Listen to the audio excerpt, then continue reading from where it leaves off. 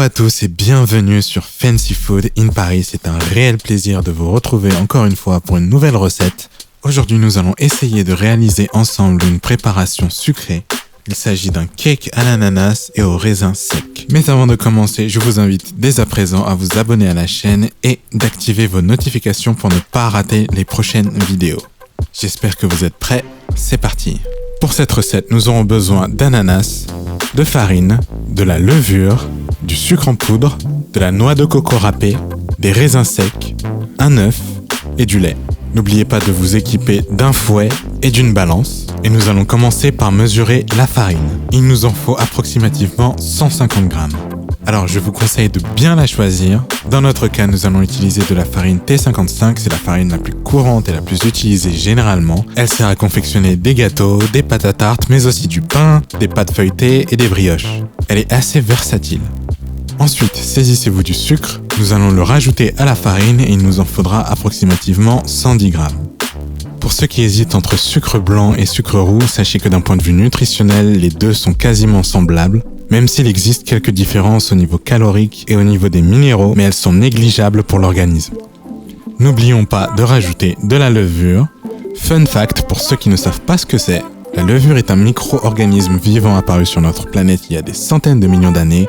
L'homme l'a entre guillemets domestiquée en l'utilisant pour faire lever le pain et fermenter la bière. Elle s'utilise également pour faire du vin et d'autres produits délicieux grâce à sa capacité d'activer la fermentation naturelle. Pour la suite, nous aurons besoin de 80 grammes de noix de coco râpée. Il s'agit du fruit exotique par excellence. En effet, c'est un concentré d'énergie et de bienfaits. En ce qui concerne les acides gras, les protéines végétales, c'est également une source de fibres abondantes, de fer, de phosphore, de magnésium et de potassium. Nous allons également rajouter à la préparation un œuf légèrement battu à l'aide d'un fouet. D'ailleurs, dites-moi en commentaire ce que vous pensez du paradoxe de l'œuf et la poule. Qui est apparu en premier d'après vous? Profitez-en également pour liker la vidéo, ça aide énormément. Nous allons ensuite incorporer 125 ml de lait à la préparation. Aidez-vous d'un verre doseur pour que les quantités soient précises, puis mélangez le lait avec l'œuf. Nous allons utiliser le fouet pour mélanger le tout.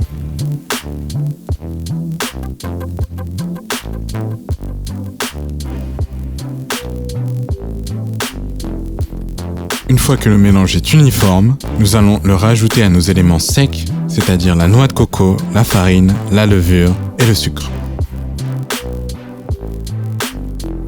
Mélangez bien et faites en sorte qu'il n'y ait pas de grumeaux.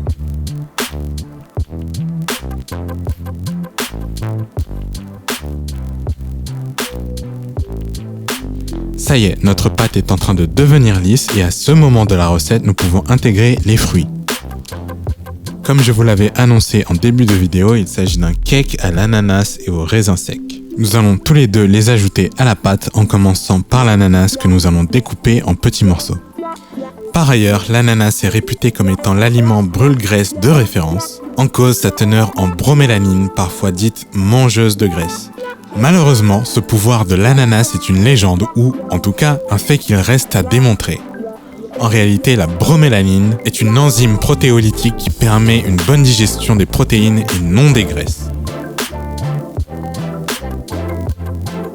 Regroupez les morceaux d'ananas découpés et plongez-les dans la pâte à gâteau. Prenez une cuillère en bois et remuez le tout.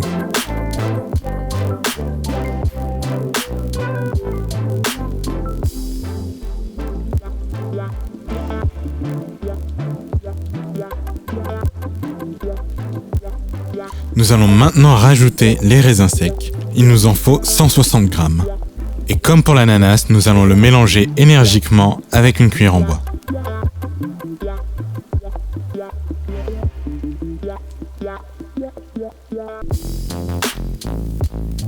Pour cette recette, nous avons décidé de prendre un moule assez profond et de forme rectangulaire que nous allons préalablement beurrer. Vous pouvez utiliser vos doigts ou un pinceau pour le faire, puis recouvrez le fond de papier sulfurisé. Aidez-vous d'une paire de ciseaux.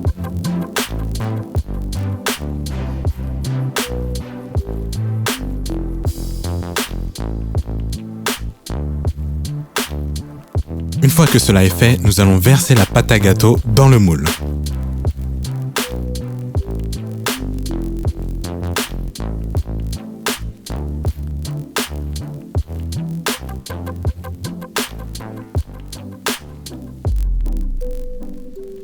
ce qui concerne la cuisson, préchauffez votre four à 180 degrés, puis enfournez pendant 50 minutes.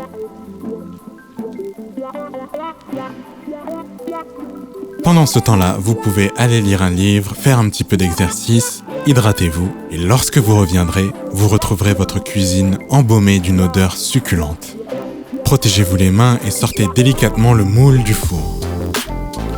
La pâte devrait être parfaitement cuite, mais vous pouvez toujours vérifier avec un couteau en le plongeant jusqu'au fond du moule.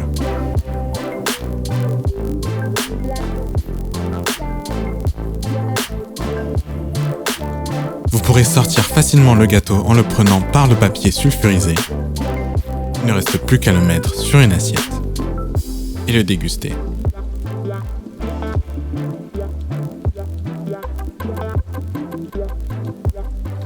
Et voilà, une recette très simple à réaliser, extrêmement délicieuse, pleine de fruits et bonne pour la santé. N'hésitez pas à la refaire chez vous. Quant à moi, je vous dis à la prochaine fois. Restez créatifs et en bonne santé. C'était Fancy Food in Paris. Ciao, ciao.